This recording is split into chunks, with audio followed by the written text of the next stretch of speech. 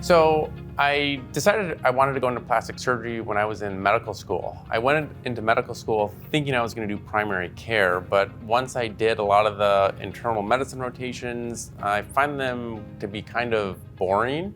It was a lot of thinking without a lot of actually doing anything.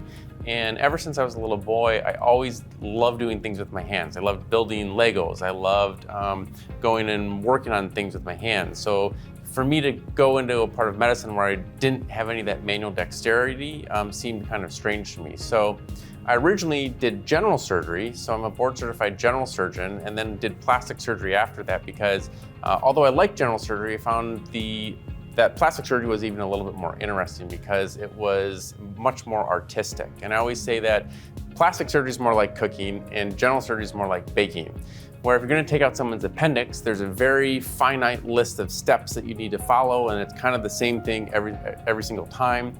But we know that if someone's really, really good at cooking, there can be 10 or 12 different ways of making a dish, all of which are excellent, but they're just slightly different variations. And that to me is kind of what plastic surgery is like. There's a lot of different ways of doing it, and a lot of the outcomes can be excellent, but everyone has kind of their own preferences. So my practice is located in downtown San Francisco, just one block north of Union Square, in a huge medical building right downtown. It's mostly breast and body, although I do still do facelifts and facial surgery. I just don't do any sort of rhinoplasty and some other procedures that we refer out to other people. But it's a busy practice. I have 2 injectors who are fantastic and do a lot of the injections, the laser treatments.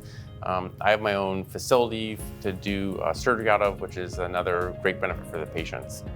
I really take patient outcomes seriously. I want to make sure that I listen to the patient, I understand what they're trying to achieve, and that I know that not every patient is a great candidate for surgery, and I'm very honest and upfront about what's possible and what's not possible.